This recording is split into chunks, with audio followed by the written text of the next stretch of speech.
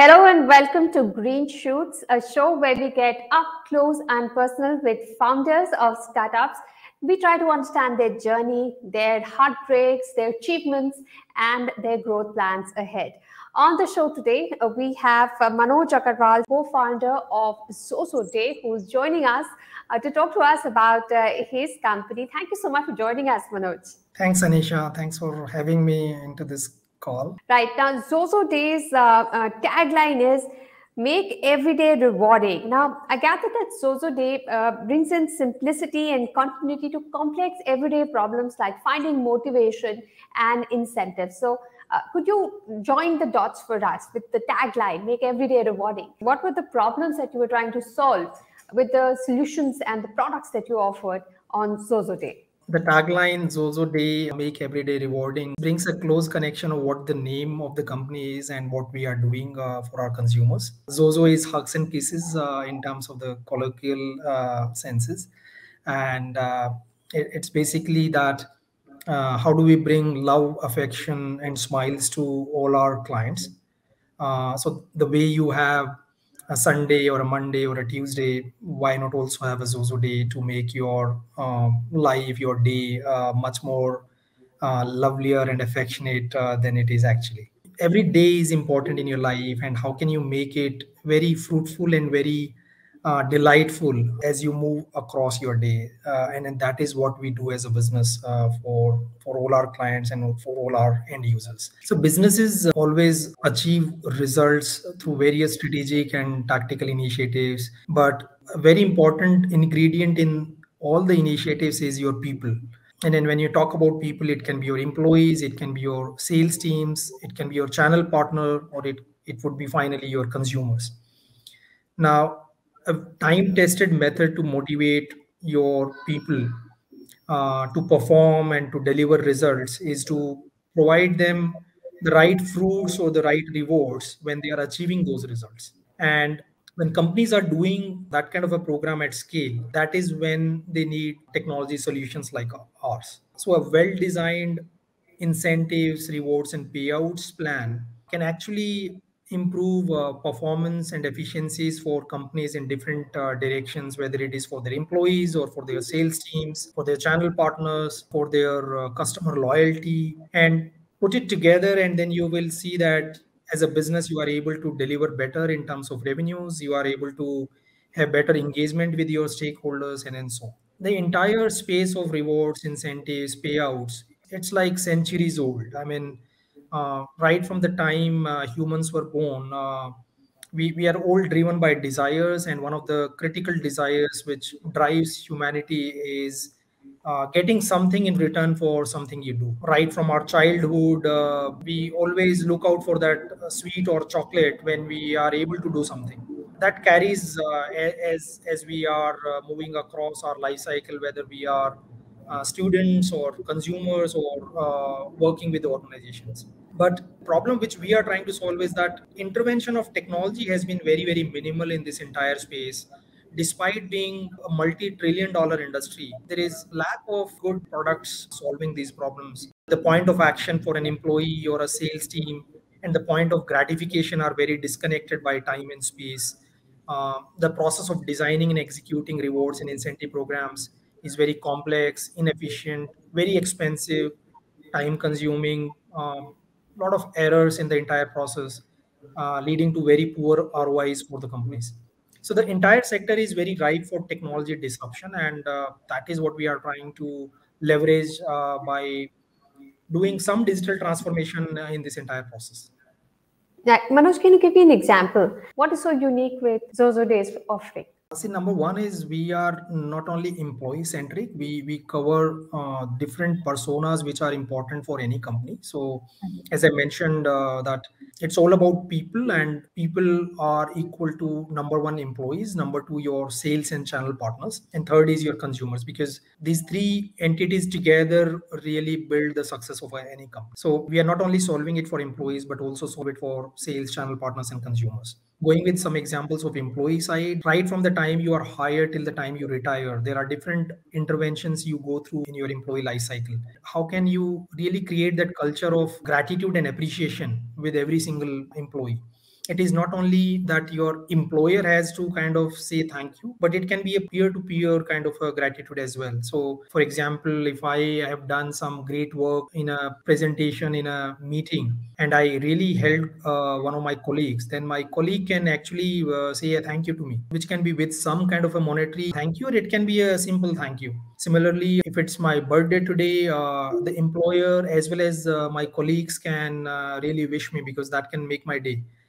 If I have been performing better, then I can be rewarded or I can be recognized, because an appreciation really makes my day. So how can these things happen seamlessly in the flow of your work is what is more important, because in the current environment you are looking for frictionless kind of solutions, where the solution itself kind of picks up the different milestones of your journey and then makes it within the flow of your work, whether you are working from a Slack or a Microsoft Teams or a Gmail or directly using an application.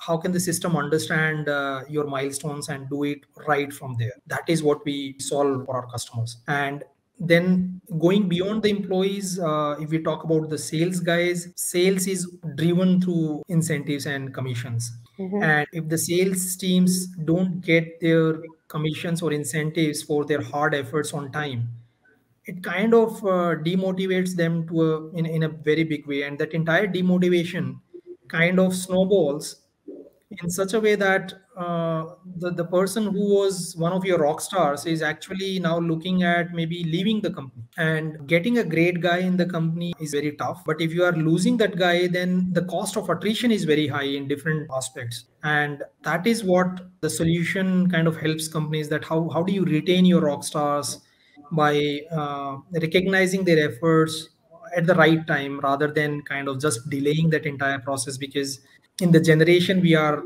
today, I mean, people are looking for instant answers, instant gratification, things which are very much within the flow of work. That is what the generation looks for, and that is what we are trying to solve for our customers. So, could you tell us a little more about the three business units that you have? One is employers, one is for channel partners, one is for customers. These are not three businesses, but three products. So the three products which we call are Impulse, Plum, and Compass. Each one of have a deep meaning to the names. Impulse is for employee engagement and employee rewards. Basically, employee pulse is what we measure. Plum is a nice fruit. And just like you have a fruit after a tiring day, you get a plum after putting efforts in your work. Compass is for our sales and channel incentives. Basically helps you navigate the way a compass helps you navigate your path while you are doing sales, because sales comes with a lot of external and internal variables. So this is what each of these products are. Now, in terms of the USPs, there are free solutions in the market, and we also provide a free version on each of our products. So if a company wants to have the bare nuts and bolts of the product, they can always be in our free plans. But if you're looking for advanced features and more capabilities in the product, then we recommend that you upgrade your plans to our higher plans, which are tier 2 and tier 3 plans. And there are customers who are using our free plans, and there are customers who are using our advanced plans. In terms of USPs, there are multiple USPs. Number one is our product is very global, which means that it can cater to multiple geographical requirements. And most of the companies nowadays work at a global scale, whether their employees are spread, their sales teams are spread, their consumers are spread. Now, companies don't want to work with multiple point solutions to cover the length and breadth of geographies. They want to ideally work with a single solution, which is what we do. So we are a multi-currency, multilingual with a very large reward catalog, which kind of solves that problem for global solutions. The second is the companies are looking for solutions which are deeply integrated into their day-to-day applications. Our applications are very deeply integrated with hundreds of other applications like Salesforce or HubSpot or SAP, Microsoft Teams, G Suite, Slack, and many more. The way it benefits these companies is that without changing their application or without going to a different system, you can directly use our solutions from your existing applications, and which is a very great respite, because people are also tired with too many applications around. And if they are able to get some application which is very seamlessly integrated into their existing applications, the adoptions are very high. which is one of our metrics which we measure the monthly active users and the daily active users in our products. The third thing is that there are a lot of things which have not been really solved by the existing products. They are either solving very pointed problem, and then the clients have to run for different solutions for solving the other problems which are part of the entire stack of rewards and incentives. So we are able to solve the entire stack with a single solution, which makes it very easy for companies to kind of work with us. All right. So, Manoj, what I'm understanding is on one side of the business, you have to acquire clients. On the other hand, you have to tie up with fulfillment partners who will fulfill these things. And you said this is done on a global basis. So, how do you manage both these? Yeah, you rightly mentioned that there are two sides of this problem. One is the supply side or the catalog of rewards, and the second is the demand side, where there are different use cases of demand which we try to solve. So our focus is on the demand side, because on the supply side there are already players in different parts of the world who are solving this problem. What we do on the supply side is just aggregate that supply into a single place through APIs. We work with large aggregators to kind of combine the supply. So for example, in India, we work with a couple of large suppliers which aggregate multiple merchants, and same is the case in multiple other countries. So we are working in close to like say 75 plus countries today. Now, the bigger problem which we are solving is on the demand side, because there are huge gaps when it comes to solutions around rewards and incentives. I'll give you some 3 4 examples to just drive the point home that what we are talking about when it comes to demand, because the number of use cases are more than 100. And that is the beauty that the horizontal infrastructure makes it so very easy to kind of plug and play different use cases. For example, all the survey related companies, the market research companies, they keep on doing surveys, and that is their bread and butter. To get a survey output, you need the right panelist, and a panelist will not reply or respond or take interest in your survey unless you are rewarding them something, or if you are paying them something. That entire process is very fragmented today. So the surveys are happening on a survey monkey or a Qualtrics or some internal solutions, whereas the payments are happening through some kind of a banking payment where the customer has to first take their bank account details and so on.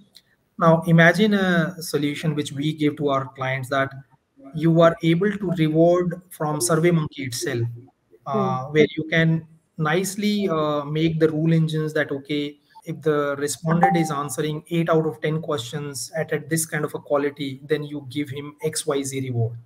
And if the response is of this level, then you give ABC reward, and so on. So as soon as you complete the survey, within few seconds, you get the reward, which kind of reinforces a positive behavior for that guy that, hey, I'll be more than interested for the next survey and I will look forward for that survey, rather than just complaining about not getting his incentives or his payout for the previous survey.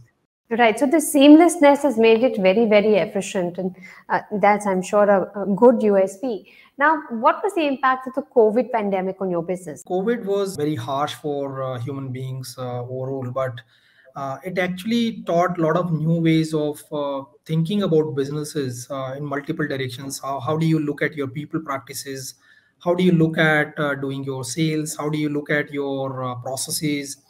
And how do you really look at a lot of other things in terms of your marketing as well, or reaching out to your consumers? So COVID has been a very welcome thing for us. I mean, for the first 3 4 months, it was something very new for every one of us, and we were also figuring out ways that, okay, what next?